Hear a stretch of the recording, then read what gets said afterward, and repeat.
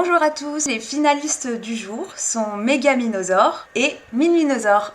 Est-ce que vous pouvez vous présenter en quelques mots les dinosaures? Moi, c'est Megaminosaure. J'ai méga faim et je fais méga du bruit. Tout est méga avec moi. Moi, c'est Minminosaure, espèce presque disparue, je dois être le dernier. Voilà.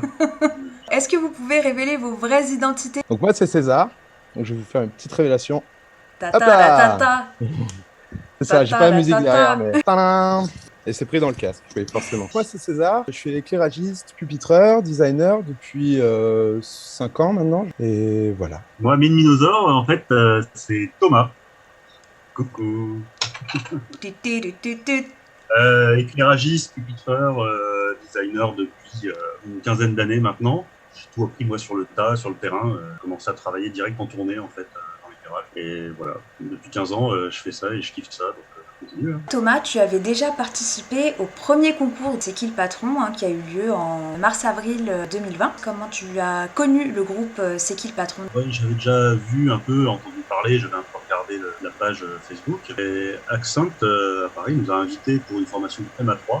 Où j'ai fait la connaissance de Maxime, Ouais. on est confiné, qu'on va pas bosser pendant des mois, on va faire un concours sur ces petits patrons, machin. Du coup, j'avais la puce dans l'oreille, donc j'ai attendu que ça sorte. Je suis allé voir et j'ai essayé, je trouvais ça cool. Avec aussi ce qui nous manque un peu quand je fais de la lumière quand même, quand il n'y a pas d'échéance pour continuer à pratiquer, apprendre de nouvelles choses. Mais avec une échéance, on a quand même une obligation de résultat, comme on avait dans le boulot, en fait. Donc on travaille plus vite, on est plus efficace, on va à l'essentiel. On trouvait ça intéressant de nous remettre dans cette mission-là. L'ambiance était sympa sur la page entre les participants, pas d'animosité, un concours de qui en aura la plus grosse, on va dire. Je trouve ça bien comme esprit. Et voilà. Et quand j'ai vu passer le deuxième, c'est qui la patronne, j'ai voulu participer. J'ai écouté 10 fois le morceau pendant que je préparais ma console. Et j'ai craqué, j'ai pas pu, le morceau m'a supporté trop. Et t'étais arrivé jusqu'où sur C'est qui le patron? J'avais juste fait le premier tour, j'étais parti dans l'idée où je voulais éclairer comme si j'éclairais des artistes, donc j'avais fait quelque chose de simple, un éclairage qui ferait sur une scène en fait, mais c'était pas trop le projet du truc, ça a été plus une démonstration des capacités de l'éclairage moderne, on va dire. Donc je suis assez vite fait éliminer parce que j'avais pas assez fourni de trucs. Pendant le premier confinement, 3 enfants à la maison, avec l'école à faire à la maison, donc c'était un peu compliqué. Cet automne, ça a été plus facile parce qu'il y a l'école. Donc j'avais mes journées complètes pour bosser, c'était plus simple. Le matin, en attendant le bus pour les gamins, je leur montrais les vidéos, je disais tu peux faire lequel, tu peux faire lequel. Donc c'était drôle, tout le monde a participé dans la famille, c'était marrant. Et puis voilà, et puis j'ai fini par me retrouver en finale. Un peu surpris d'ailleurs, parce que ça a été très chaud le soir de la demi-finale. Au niveau des votes, c'était très serré pour mon tour. Mais j'étais content de passer, c'était cool. Toi César, donc du coup c'était la première fois que tu participais à un concours sur C'est qui le patron? Ouais, c'était la première fois. Ouais, t'avais suivi quand même les deux précédents? Ouais, j'avais suivi les 2 précédents parce que j'étais sur la page depuis un petit moment. Parce qu'à l'époque, j'avais fait un show time-codé dans un gros club parisien. Et en montrant la vidéo, il y avait mon pote de Vision, Florian Michel, qui me disait: Ah, mais regarde, il y a ce groupe, c'est qui le patron? Tu devrais mettre ta vidéo et ça se ferait, je sais pas, rencontrer du monde, voir. Échanger quoi. Et donc je fais ça et je découvre ce groupe où voilà, l'objectif de 45 minutes pour encoder, un son et let's go quoi. J'avais tenté de faire leur défi en Australie. Mais bon, j'étais sorti avec un kit qui était pas ouf, avec pas mal de problèmes, un truc fixe. Donc, j'avais pas envoyé mon résultat. Puis voilà, ensuite, c'est qui le patron? Ouais, j'ai suivi parce que amoureux de la lumière et de voir ce qu'on pouvait faire. Et je trouvais le principe cool, quoi, de comparer ses idées, que ça reste quand même bon enfant. Et voilà, quoi. Pourquoi t'as plus eu envie de participer à celui-ci qu'aux deux précédents? Alors, j'ai pas participé aux 2 premiers parce que j'avais un ordi qui était un peu dans les choux. Et sur le troisième, j'avais réussi à avoir un deal avec un pote pour créer tout l'aspect, la scéno et tout sur L8.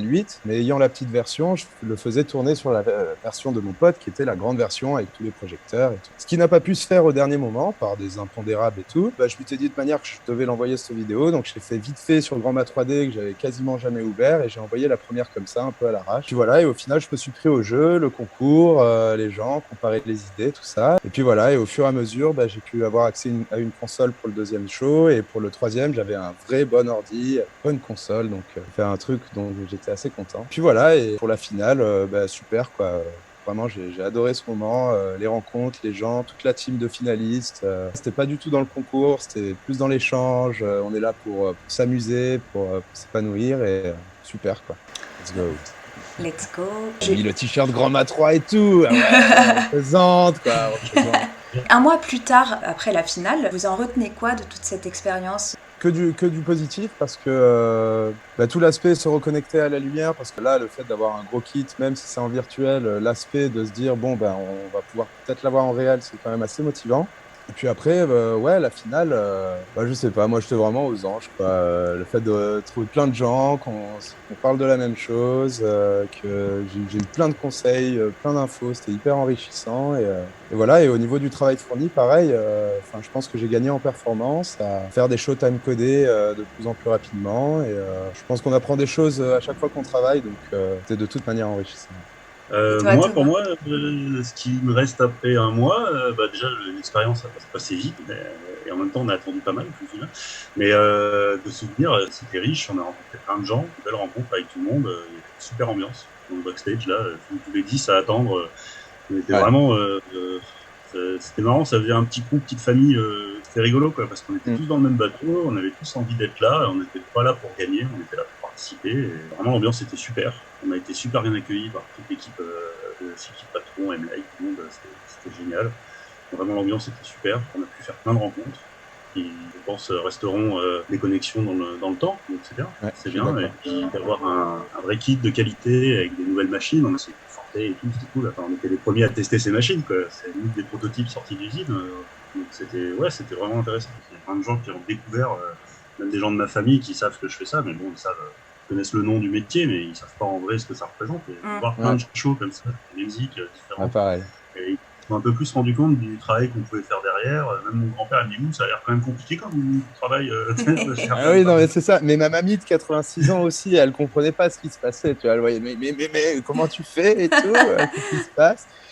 Non, comme tu dis, ouais, c'était bien pour partager, pour mettre un peu en lumière ce métier et faire découvrir aux gens ce que c'est. Voilà.